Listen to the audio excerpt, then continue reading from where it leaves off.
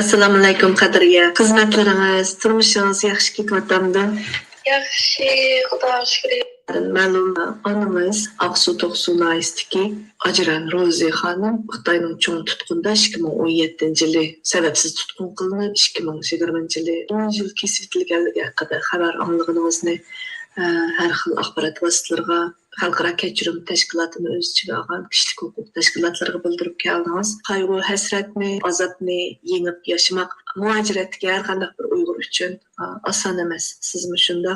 Kim laylash kasbiga bo'lgan, bunun kelgusiga bo'lgan ko'z qarashlaringiz, bu narsalarni ancha to'xtab baxmadik deyman. To'g'riliq ishga ziyorat qilish. Bosh bo'lmadi. Bugungi bu ziyoratimiz kim bu kasbiy asli raqobatda kuchli kasblarning biri. O'zingizni uchragan qiyinchiliklari va buni qanday yengdingiz? Bu haqida bir suhbatlashib qolamiz. Ma'qul, bo'ldi. Oslodagi bir kiyim shirkati ishlatasiz, kiyim-kechak laylash. Bu shu Nuriyanki açkan bir yıl bu kalan yeni şirket lekin şuna yaxshi ham Nuriyanning o'zida. Iqtidoringizni joriy qildirishga bir bo'shliq bormi, erkinlik bormi edi? Har qachon unisiyama hukumatdimi, qiymat davlatning o'zida mush kesib o'qiganlarni bek az, kesibni taraqqiy qildirimiz degan bek az bo'lgandan keyin mening kasbiy iqtidorim ham opamning masalasi ham Uyg'ur bo'lib qolib, shu vatanlik sabablar tufayli madaniy siyosiy panalik tilganligim uchun bir qancha tarafdan qilib hozir bular mening qanday qilsam texnik yaxshi taraqqiy qila olaman deb moddiy ma'naviy amijatga ko'ngil bilyotganlarga ko'pdi. Bu kiyim laylash kasbiga qachonlardan yani qiziqib qolgandingiz? Shu 15-16 yosh vaqtlarim keyin chet elga chiqib men shu kiyim laylash kasbida o'qiyman deb tunji fikr shu tunji arzu mening 15 yosh vaqtimda kallam kirgan. Aqsu viloyatlik 90 naisda tug'ilganman. Vatanda shu Tulg'otirni bitirib 19 yosh vaqtim sana shu yerniki maybo'yoq kasbida o'qishga kirgan bo'ldim. Lekin shu sana shu yerda o'qiyotgan vaqtimda o'zimni bir butun his qilolmadim. Chunki garchi u maybo'yoqni mening hayotimning bir qismi bo'lsa-mu, kasbimning bir qismi bo'lsa-mu, lekin hammasi emas. Maybo'yoqning o'zida hammasi emas. O bana başqacha bir hayajon berdi. O'zingizdagi shu madaniyat orqa ko'rinishingizmi kasbingizga bir ilhom va yoki bir yani bir boshqalardan farqli bir elementlarni qo'shganligini his qilamsiz? His qilaman, chunki mesela Yevropaniki rang shiltishi pek xunuk. Bular pek so'lg'in ranglarni pek ichib shiltidi. Ranglarni pek yaxshi ko'rmaydi bular, pek ranglarni. Ama bizning mesela eng oddiy atlas bo'lsin, bir atlasning o'zida eng oz 7-8 xil ranglar bor. Ama o ranglar shunchalik bir-biriga moslashgan.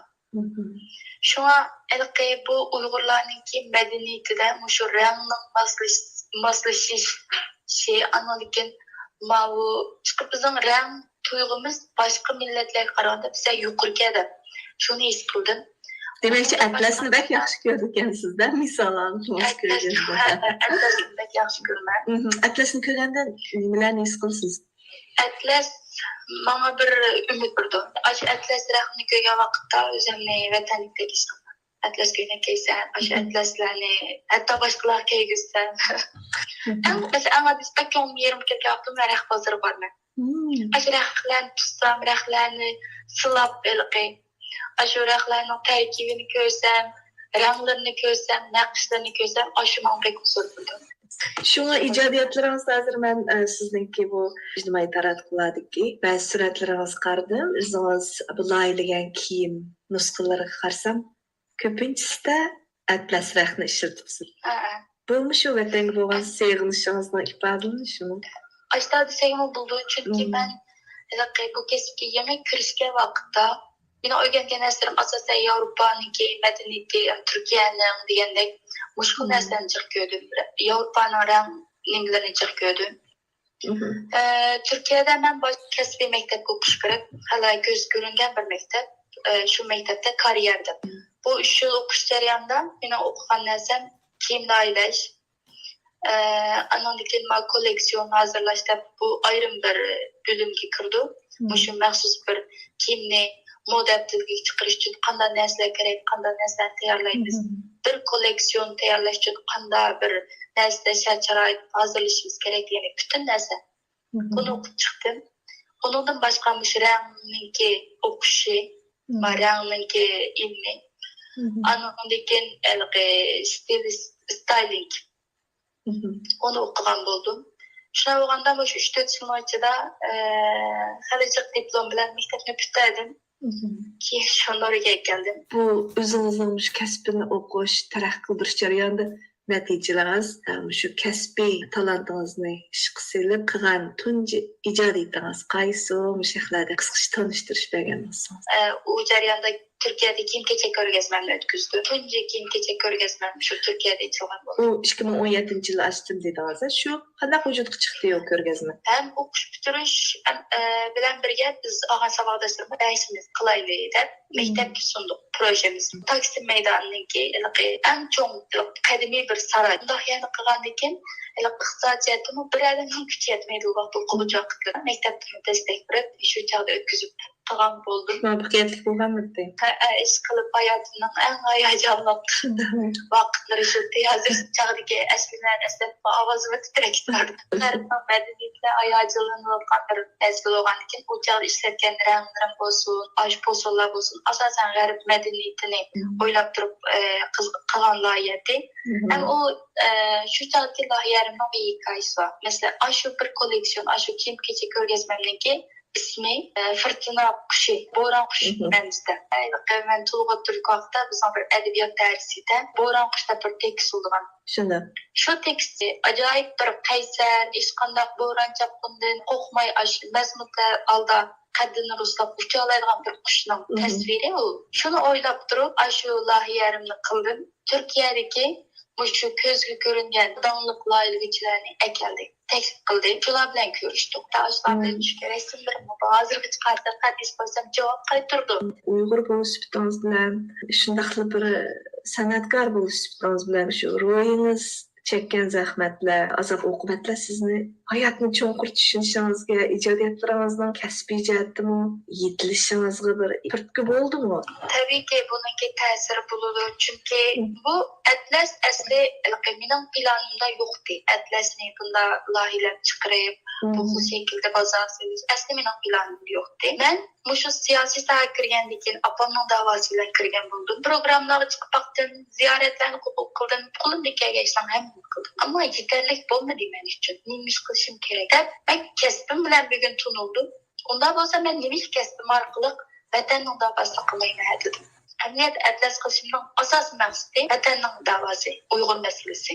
O'sha atlaslarni bir koleksiyon tuzib, eng az 50 parcha kiyim tayyorlayman deb shu plan bilan turyapman. O'sha Norvegiyaning o'zida bir kiyim-kechak ko'rgazmasi. Agar uning kuchim yetmay qolsa, men shart-sharoitning sababdan bodullarni chaqirib aklab, cho'ng xarakterli bir fotograf, rasm tortish faoliyati qilib, faqat Xitoydan qochib kelgan emas.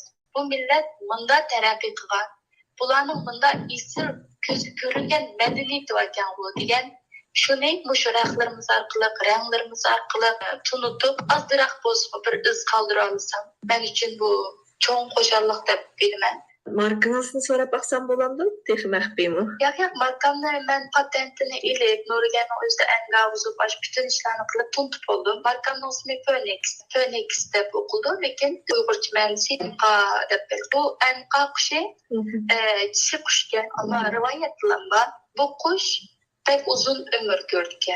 Uyuduğun vaxtida özünü quyoshga yaqinlashtirib, ko'ydirib, küllidan qaytadan to'xtagan bir qush. Bunday marka qushdek o'lmay, yuksak, eng yuqori yerlarga ko'tarilsin degan orzu maqsadda ham bu qushning ruhini ozroq o'zim his qilmoqchi.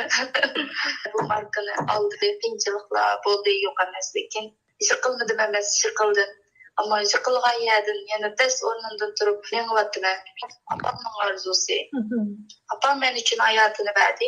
Ben apamın arzusu hemen başlayıp bu hem bina arzuyum hem apamın. Siz özünüzün kiyim layihələrdə işlətiyotqan asaslıq materialını atlaslar dediniz. Əmdə atlas azır qarşısaq bir tərəfdən Xitay hökuməti kiyim-kechak sahəsində atlasdan faydalanıyotu. Amma ular atlasni noqoladki Uyg'urninki madaniyatining namoyandasi yoki Uyg'ur kiyim-kechak madaniyatiga tava bir o'rnak sifatida emas, Xitoy madaniyatining bir qismi sifatida tashviq qilayotgan bo'lsa, bir tarafdan hamda xalqarалық kiyim-kechak sohasida, loyiha sohasida Amerika va Yevropaning tanlıq markalarımı O'zbekistondan patent huquqini olgan atlas nusxalarini kiyim-kechak loyihalash sohasida keng qo'llanyapti yaqiningizda.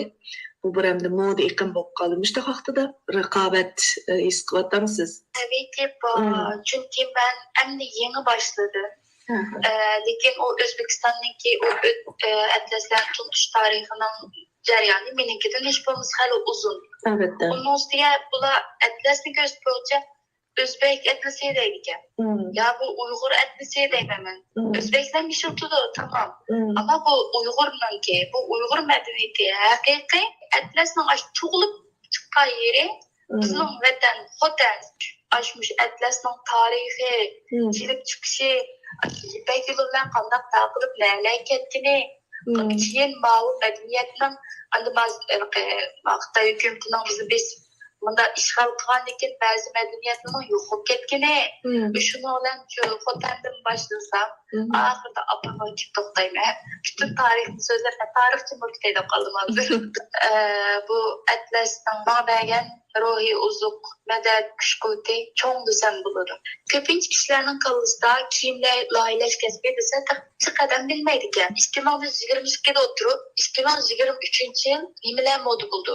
Qaysi ranglarni biz bozor qilsak yaxshi? Qaysi xil shaklli narsalar yo'l kirdi? Buning siyosiy, iqtisodiy, o'sha hozir insonlarning turmushi, dunyoning taraqqiyoti nereden beryapti?